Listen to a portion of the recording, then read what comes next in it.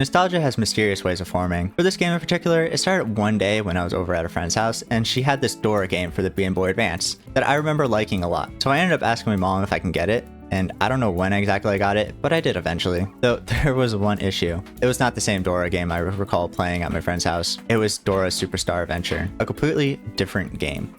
But despite getting the wrong game, I had grown to like this one and played it quite often. Growing up, fond nostalgia for the game. So time to look back at this Dora game and see if it lives up to my nostalgia.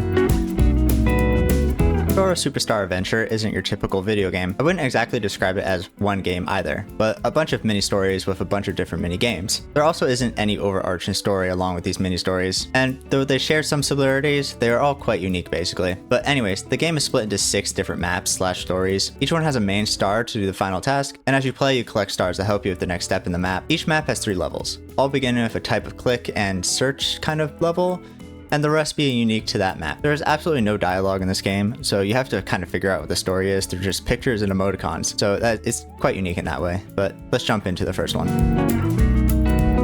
The story of map 1 is simple. There is a prince of the Cloud Kingdom, and he kidnaps the painting star. I'm not going to know the name of anything since, you know, like I said earlier, there's no dialogue in this game. So we go on a journey to get the star back. We first go to this bird nest and look for the hidden stars. Now, these levels are all consistent ones throughout the maps. While each level has a unique layout and background, it will always be a point and click where the star is hiding, but you get the fire star from doing this, or rocket star. The next part is a race, I think. Anyways, you drive your flying car, because Dora has one of those, and basically just collect stars while the prince is just there. I'm not sure if there's any more to this other than that, but the controls felt actually kind of nice, and though having to reignite the engine with the star every now and then, it was kind of eh. And you get the directional star and not the painting one from this level. Lastly is the cloud maze. This wasn't hard. You just follow the directional stars when you reach a room, but if you want to collect all the stars, you have to ignore it and go the other directions. There is one cursed thing about this level though. They didn't bother to make a side view of Dora and Boots, so they just constantly stare at you creepily. But anyways, completing the level, you just get the 8-bit version of We Did It.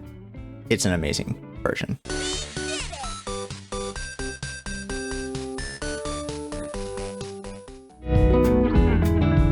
Well, since map 1 was about rescuing a star, what will map 2 be about? Robots.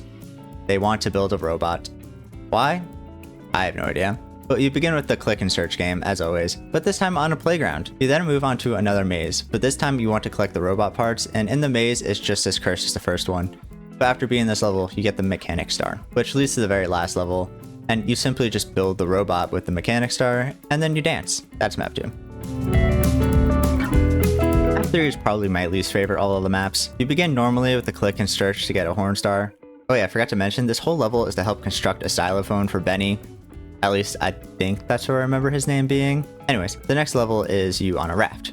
You have to avoid rocks, but I don't think there are any actual punishments for hitting them, as you kind of just stop until you go around it. You also use the star to wake up whales, which is like, why are you in a river? And large snakes, which is okay. The last level is you building a xylophone with the disco star and then playing a version of Twinkle Twinkle Little Star. At least that's what I think it is. But you have to do one beat and then repeat it like 10 times, which is why this is my least favorite. And it's like tedious and kind of annoying to me. Like, can you just play it through it once and then we just repeat it once and be done with that level? But anyways, on to map 4. Map 4 is the strangest of the maps. You start off with a group of characters and it turns out that they all lost something valuable to them. For a lot of them, it's clothing for some reason. I know there are animals, but to take away the clothes is just such a strange option. Like, they're just sitting there not wearing clothes in a Dora game. I don't know. Anyways, you start the search in a cave where you immediately get the star in the menu for the next game, which breaks all the rules because usually it's the last star or the last one you use. But what makes this level even weirder is where the clothes and items are.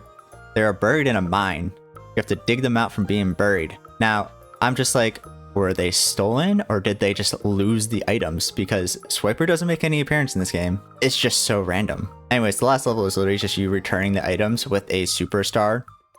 You know, not the one that you clicked in the menu. So, what if the sun sleeps? And the only way to get it to rise is to blast an air horn in its face. Well, that's what this level is. Why you have to wake up the sun? Who knows, but you do. Also, maybe I was wrong and there is no rule for the stars order because you get the air horn star first here, like the bulb star. Anyways, the second level is mean. You basically go on a hike and disturb the peaceful wildlife, which just feels like such a non-Dora thing to do. But who am I to say that? The last level is basically cloud parkour, where you traverse through clouds to the top of the mountain and rudely wake up the sun with the air horn star. For some reason, it is happy you do this. I know for sure I wouldn't be.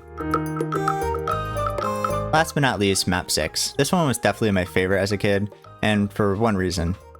It has a train. The goal of the map is to help the train move again, and how do you do that? But getting a shape-shifting star, because the rail pattern is incorrect, but that isn't until the end. So anyways, you do the last of the search and click puzzles to get a spring star. You then use the spring star to learn to jump, because you know, she couldn't do that earlier without it.